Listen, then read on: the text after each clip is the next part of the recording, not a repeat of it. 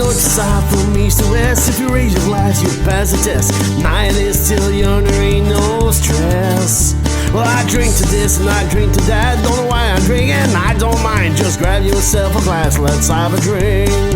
You raise your glass, let's have a little toast. Raise your glass, and let's have a little more. Raise your glass, let's fill it to the top. Let's see it bottoms up. You raise your glass. Hi and welcome to the series. We go to Miramichi. I'm here with Joel. Hi. And we have in the back Jeffrey. Bonjour. Jeff. Fred Guitar. Fred Guitar. So the way we're gonna do this is gonna be we're gonna do English and they're gonna be French. Français. French. Frenglish. Je prendrai pas ma langue aujourd'hui. C'est ça. Right now we're headed to Miramichi. We're going to our first episode, which is this one, is with Mathieu Carroll at Carrolls distillery in Miramichi. They have vodka, rum, gin, yeah, that's pretty much dark rum, and they have a coffee liqueur. Yeah, which is products you cannot find at NB Liquor. So these guys is going to be the first. C'est excitant parce qu'on va tester aujourd'hui le degré d'alcoolisme de Jeff. Oui. Là, il est 6h46 du matin. Habituellement, Jeff aurait déjà commencé à boire une demi-heure passée. Yeah. Ça là, c'est beaucoup de restreinte pour lui. On va voir comment on peut faire ça aujourd'hui pour Je suis juste à point 2 présentement. minimiser le dommage. Point two. J'ai mon breathalyzer là. Je suis à point 2. Ça va aller, ça va bien aller. Oh yeah. So first up, Carrolls distillery. Woo!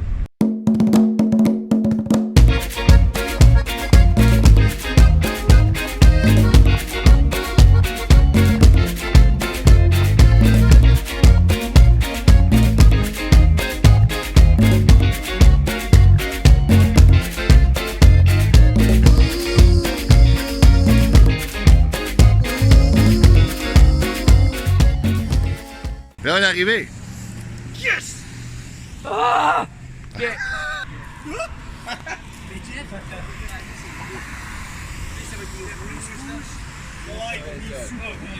Il est déjà rouge.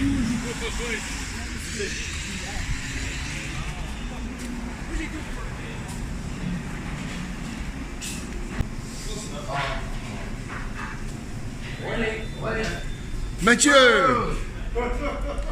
Ça va? Ça va? Right now we're here at Carrolls distillery with Joel, Jeff sniffing around what he's gonna say. And we got Moi, je cherche le fort. Fred. We got Fred, the camera guy. He's gonna come in later on. All right. So as he was asking a while ago, when did you open? It was March 2020 when we opened for the first time, but it was a few months before that when the stills were running. And it was actually the summer before that when the equipment came in and most of the renovations were done. It's kind of a process, you know, from a rules and legislative point to kind of get set up and open. So there's some, you know, it took time to kind of get the licenses and stuff figured out. But smack dab in the middle of COVID when it opened. So that was interesting. Like I was saying earlier, at the time we're visiting. I'm seeing other local producers, and it's like, you know, how are you guys doing? Like, how is it? Like, you know, what's going on? And we're, I don't know. We just opened. So it's been kind of a roller coaster. But you know, leaving out of that, it's kind of interesting seeing the transition where, you know, I think at the time people, when COVID was just hitting, they were kind of staying away from the, you know, the bigger grocery stores and maybe, you know, getting the bread here. They still are, but there was a shift a little bit. And now leaving COVID, you know, you see a shift where, yeah, people's shopping habits are different, but there's more tourists now. So seeing how that affects things. Now I see that here you have a few barrels of distilling. Like what's your production line? How much products do you have? Right now, well, all I make is rum, more or less. So each kind of spirit is based on the raw product, how it's, you know, where is that source of sugar comes from. So all I make here is you know, rum from Crosby's Fancy Glasses. So I have a variety of different bottlings, different kinds of rums that are, you know, made and, you know, aged kind of you know, over time.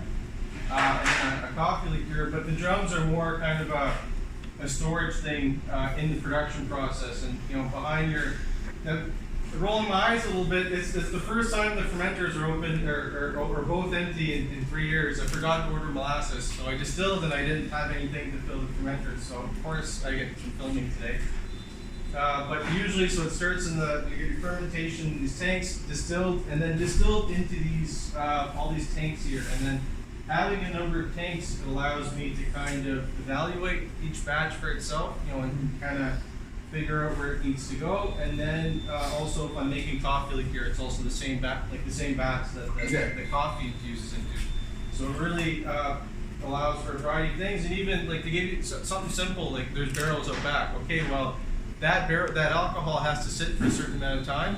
After that, it gets emptied where? Like it has to go into some kind of storage containers or some kind of storage vessel where, I can kind of play around with it, dilute it, and then, maybe hold on to it to a certain point, because, I think with aged spirits, it's kind of interesting, like, some of the rums, like a 1 year rum takes 1 year to make, like it has to sit, for a certain amount of time, but, so you can't make 1 year rum every week unless you have, a bunch of barrels, but the trick is you kind of hold on to your aged stock for a certain amount of time, and if you're emptying a barrel, maybe you can just bottle part of it and then keep the rest for something else, and there's different projects to kind of work on. Tu dirais que à cause de la boulangerie est là, je vais faire une joke, mais c'est comme ton brand new butter dans ce que vous faites, tu as nommé, tu du rhum, tu fais rien.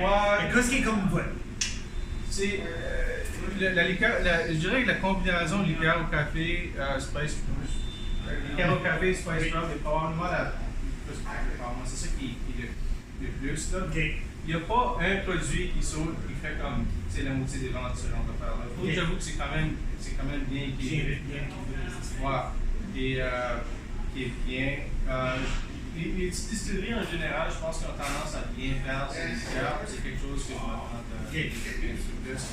Le truc, c'est que moins. Ça permet plus d'innover, parce que tu peux prendre des produits peut-être plus faits local, puis tu peux réussir à faire quelque chose de vraiment niche. Mais de l'autre bord, il y a moins d'alcool dans ces produits-là. So, tu es capable, tu les vends un petit peu moins cher, mais tes marges sont meilleures. Vois-tu dans le futur, t'aimerais justement diversifier et aller vers faire ton propre vodka, expander un peu, élargir? Oui puis non, ça dépend. So, dans le vodka, c'est la façon facile, la façon simple de répondre, c'est que j'ai des contraintes dans la salle qui limitent ma capacité à faire des alcools extrêmement neutres comme du vodka. Ce qu'on tourne en arrière juste ici, les spiritueux, c'est pas juste on va distiller 20 fois, distiller X nombre de fois, vraiment c'est du n'importe quoi. Mais souvent ils se réfèrent au plateau. Disons, sur chaque. Ah, ben je peux sortir ma feuille aussi. Montre-nous ça. C'est peut-être intéressant. Mais chaque distillation, quand tu bouilles un mélange d'alcool puis d'eau, l'alcool a une température d'ébullition, un point d'ébullition moins haut que de l'eau. Quand tu bouilles ce mélange d'alcool puis d'eau-là, l'alcool monte pas d'école. C'est pas une séparation 100% alcool qui monte, toute ton eau qui reste. Puis vraiment, le pourcentage d'alcool qui va sortir ton kettle, qui va sortir ton alambic, de l'idée, c'est en fonction de la concentration d'alcool dans ton kettle, dans ta chaudière. L'exemple que moi j'aime utiliser, disons que tu commences avec du 5% d'alcool, c'est quelque chose de fermenté extrêmement léger. Distillé, ça va donner, là je vais me tromper à cause qu'il y a des gens qui me regardent. Oui, quand distillé, 5% d'alcool, la vapeur va être à peu près 35%. Donner une idée. Puis là, après, par une deuxième distillation, cette vapeur-là est à peu près 78, 77%. Mais quand on a du vodka, c'est distillé à peu près 95%. C'est extrêmement fort. Qu'est-ce que ça veut dire?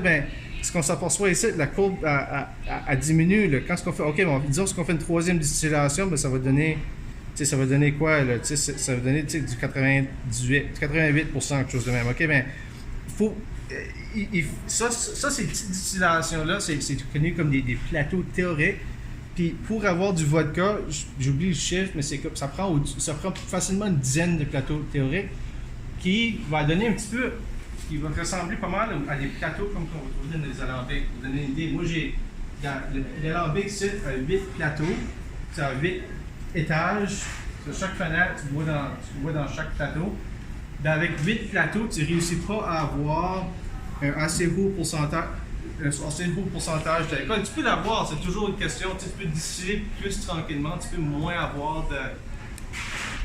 C'est-tu que t'en as besoin de plus ou t'en as besoin de moins? Il en faudrait plus. Dans du vodka, il en faudrait pas mal plus. Là, ben, c'est toujours la question. Puis il faut-tu que ça soit par-dessus ou ça peut être side-by-side? Ben, quoi ce qui arrive, c'est si tu tombes side by side, tu finis par quelque chose de même. Jusqu'à donner une idée, il y a des plateaux ici. Ça, des fois, c'est connu comme un hybrid still, jusqu'à tu peux runner pot sans plateau, ou tu peux runner ta colonne. Ok. Mais qu'est-ce qui arrive en passant dans la colonne? Il faut que tu aies besoin, c'est que l'alcool, là, elle se fait condenser sur le top, puis quand elle descend back. C'est un échange entre l'alcool qui monte et l'alcool qui descend. Qu'est-ce que ça veut dire? C'est qu'il y a de l'alcool qui finit par s'accumuler au fond.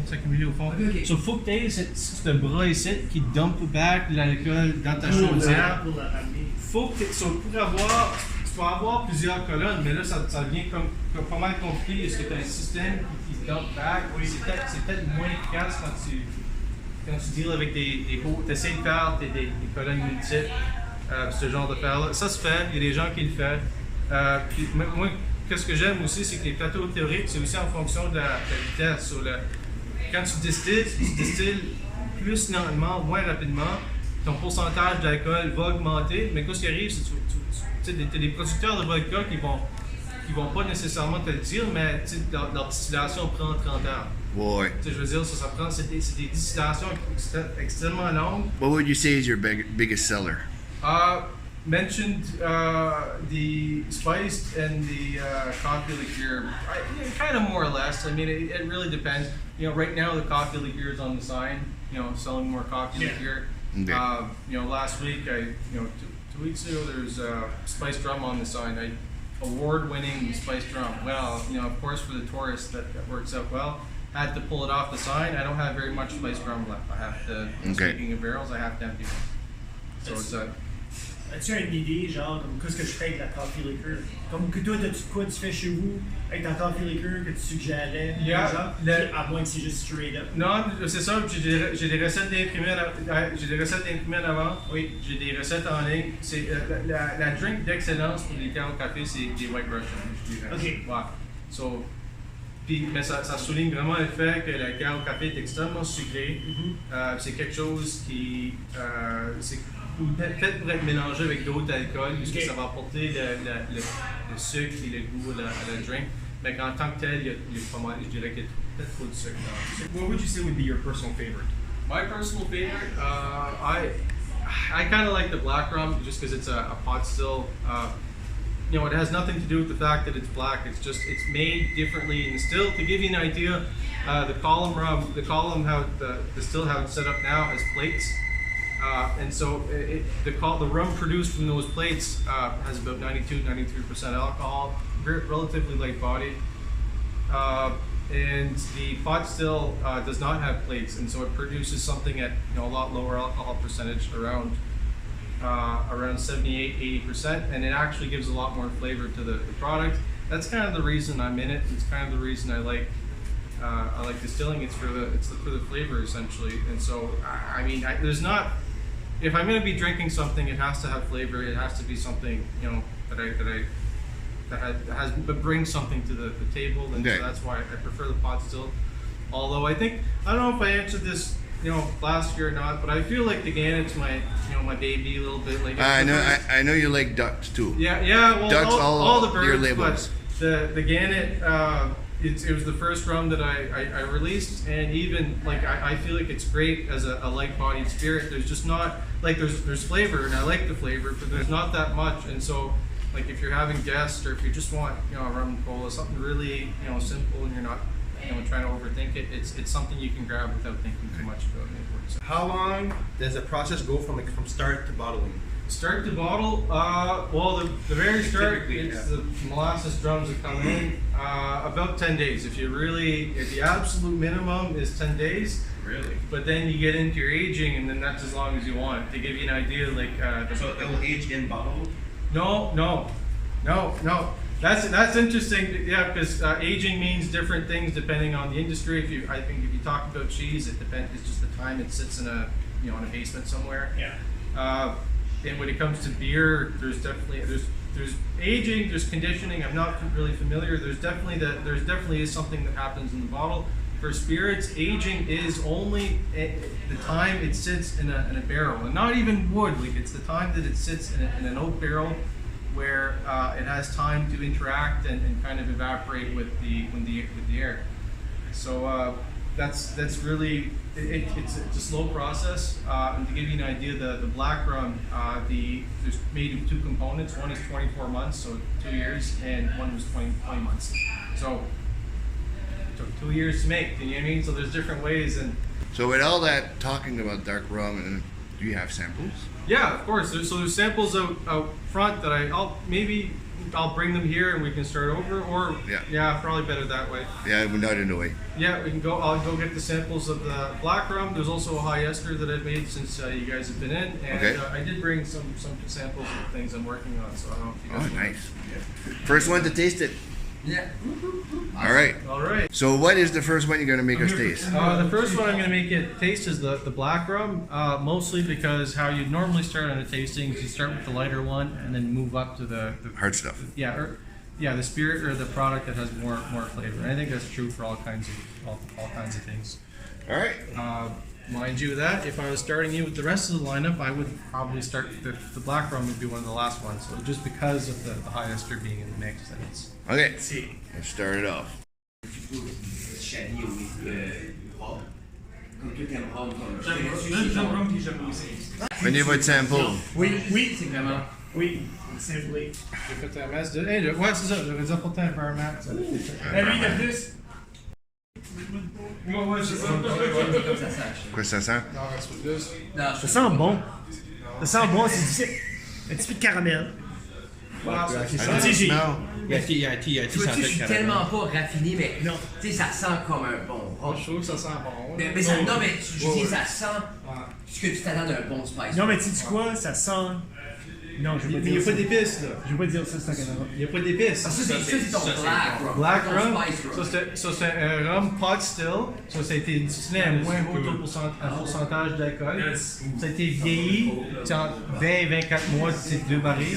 Puis là, il y a du caramel coloring dedans. Ça, c'est juste comme le rhum, comme ça, c'est une autre chose. T'sais, ayant plus de temps, là, ben, j'ai une bouteille à la maison que j'ai embouteillée avant le colorant. Il n'y a pas de coloring dedans. Mais que j'ai le goût est là. C'est pas. Ça goûte aucunement comme que je pensais que ça allait goûter. C'est comme. Ça goûte aucunement comme du rum que j'ai déjà bu. OK. Comme c'est positif. Ouais, non, Ça c'est sûr. ça c'est bon. Là. Non, c'est très bon. Ça c'est. Ça, puis c'est smooth, ça descend bien. Ouais. C'est pas quelque chose qui va pogner à la gorge. Ça va Right après, pas plus talent. t'as comme Non, right away. 40% d'alcool aussi. So this is the ester, High ester content spirit. 65.2. It's 65%. Il y a peut-être un petit peu de rhum noir. On dirait un comme petit, comme licorice. On dirait comme un petit truc de licorice. So, c'est intense, acide, il y a la perception de goût, comme d'arôme. Quand ce que ça vient, ces aromates-là, quand ça vient, ces esters-là, ces produits-là, qu'est-ce que tu perçois va dépendre en fonction de la concentration. De l'idée. Oui, donc c'est ça, il y a creamy. La plupart des esters dans du rhum, c'est du ethyl acetate. Il n'y a pas beaucoup de goût. Ça aide à comme complémenter quand il y a d'autres esters là. Quand il y a vraiment beaucoup d'ethyl acetate, quand ce qu'on trouve dans le poil des high ester rum, ça sent nail polish. C'est comme c'est difficile. Mais Je sais ce que tu veux dire. ça sent nail polish, mais si tu n'en as pas, ton rhum est weird un petit peu. So, c'est comme c'est une balance. Est-ce que tu as dit nail polish? Comme. Non, c'est quand même. Non, mais je peux voir. Est-ce que tu l'as dit? Je peux voir un petit peu, mais pas comme si je prendrais une bouteille. Comme, it's not. Je trouve que c'est quand même. Peux-tu me dire que c'est supposé de faire dans ma bouche comme ça je file pas weird avec la réaction que j'ai eue? Parce que c'est différent. Là. Moi j'ai mis ça dans ma bouche. Ça c'est complètement différent. Mais tu dirais-tu Ces gens-là, les gens en général ne vont pas associer ça à du rhum. Mais tu dirais-tu ça se boit comme c'est fait pour boire sur glace ou tu mixerais ça, toi? C'est fait pour Dans la boire bouteille en cuivre. dans des tiki drinks ou des drinks qui vont utiliser 3 sortes de rhum. Il y a plusieurs sortes de rhum. Ok. Parce que ça va faire partie Donner une l'intensité. partie de 3 rhums. Ok. C'est T'as des geeks de rhum, t'as des weirdos comme moi, j'en connais aussi qui vont aimer ce genre de spiritueux-là. Ils vont l'apprécier sur. T'es juste. Ça a venu rich. Ok, chaud. Ça a venu comme intense dans la bouche quand j'ai. Et ça me rapporte au Mais- moonshine. Mais c'est fort, c'est fort. Tu sais, c'est soin sec. Oh, buddy. Vous aimez ça? Right? Ben, Oui. Moi, j'aime ça avec la quantité que j'ai eu là. Juste. Ouais. C'est ça. Je l'ai mis Prends sur soin la de ça, là, ça se passe. Tu vois, je l'ai mis dans ma bouche puis c'est juste gone. Like, comme. Mais non, mais t'as ce feeling-là, tu fais oui. Oui. T'as comme un c'est Chacun cool. Non, mais c'est une c'est belle funny, expérience. Ouais. Comme c'est pas négatif, là. Comme... What's the next sample? Yeah, so this is black rum. This is a test batch of chamomile liqueur that I've been working on. Okay. Just so different products, but that I feel like this is pretty close to what it is, to what it's gonna be, so it's fine. This is an Amaro. I had an Amaro I worked on. It's not. I don't. The recipe is going to be slightly different, but it's pretty close to just for people to get an idea. Okay. So get into that if you want. I think the eggnog is going to have a lot of commercial appeal. Like people are, it's something that people will be interested in. And so obviously there's a push for that for Christmas. Chamomile liqueur, so maybe a bit less. Like it's not something you see in cocktails, cocktails and stuff like that. I like it. I think it should exist, and I kind of like it mixed with just club soda or something. It's kind of almost like a beer replacement, I think. Anyway, just different ways to look at it. Things that. So an Amaro, my understanding is it means bitter in Italian. And so there's a variety of liqueurs that are made originate from Italy, and I guess the common denominator of all of them is that they tend to be slightly bitter. So there's always a slight bittering agent in them. Mind you, that a lot of more modern Amaros, or at least the ones that are pushed out you see a little bit more widely distributed, and that are more popular tend to be not very bitter at all, and that's kind of the style I'm going for. There's really an interest around Amaros right now in cocktail culture, because a way of looking at it is that Amaros are almost kind of a cocktail in the glass, where they're kind of formulated kind of perfectly as it is. They don't need something else to kind of complement them. They can be drank neat. They can be drank on ice. Sometimes people leave them in the freezer and stuff. And actually, they're always infused with some dry botanicals, some plants, and the reason for that is that back in the day, mine is like they were like alcohol and those kinds of Amaros were made by pharmacies and families, and then they were drank primarily for medicinal purposes. So, from the medicinal benefits of those plants, and so. But now that's kind of been abolished, there's still kind of a tradition of either families making their own recipe of Amaro, or these old brands that were made for medicinal purposes. And when you see 1878 on the bottle, it's like it's been made for a long time. It's just how we drink it and why we drink it has changed over time. But very, very good. I really do enjoy. I haven't had a lot of them just because they're not really available, in these parts. But enough to kind of make my own, and I think it's something kind of a two-edged kind of a problem here, where I think it's something that could easily be pushed out to people, where people could drink it on ice. For example, the coffee liqueur is really popular, but it's too sweet to kind of drink on its own. Okay. That's the only liqueur I have. I do want to get into something like the Amaro, or even perhaps the chamomile liqueur, where the sweetness has been reduced, where you can actually drink it on ice kind of as is. I definitely think there's a niche for that, and I definitely want to tap into it. The problem is that Amaro, people don't know about it, and I think it would have to be maybe branded a little bit differently, or maybe not bring it out at all. Maybe not bottle it at all. But I definitely feel it should be. It should exist. But I do have. Anyway, I've been working on different recipes, and I do feel like that one is kind of finished. And if I do release a lighter bodied Amaro, it's going to be that recipe. Well, let's taste it. Which one? Amaro. The Amaro. Okay. Eggnog. Le reste là, on n'a pas besoin d'en parler. On va juste faire des verres là. Ouais. We're skipping over it. Ça sent un pep, hein? Non, il n'y a pas beaucoup d'aromates dedans, il n'y a pas beaucoup de goût, mais ça fait, moi je trouve que c'est bon. Vous ouvrez votre bouche quand vous sortez. Dirais-tu, Mathieu, que Ça serait, si exemple, push comme de shot, faut t'en sors un, c'est lui que tu sortirais comme t'as fait un. Amaro, oui. Amaro, ce serait lui. Mais est-ce qu'il est disponible? Non. Non.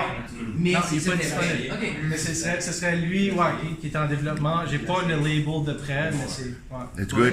Yeah, c'est bon. Ah. Comme... Non. Anyway, moi je trouve que c'est bon. Là. Mais tu dirais-tu que c'est la même chose que. Pas la même chose, mais c'est dans la même famille comme le Tisarano, right? Non.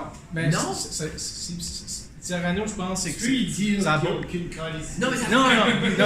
rappelle, jeune, Tisarano- Tisarano avec du jus d'orange, c'est kind of the thing. Là. Ben, c'est similaire dans le sens que tu peux le mettre comme tu peux juste le boire, comme Yeah, pas mais trop c'est sucré. sûr, I guess Ouais. c'est- Mais Amaretto, c'est. Non, Disaronno, c'est un type d'Amaretto qui, je Ok. pense, ça goûte les amandes. Ok, Je me trompe pas. mais ça c'est.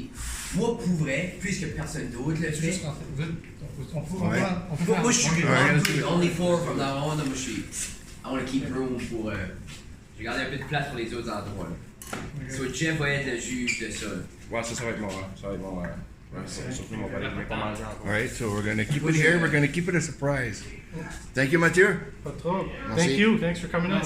Thank you for give us a lot of information. I'm pretty sure a lot of people are gonna admire all your information and all your knowledge of stuff that you have here.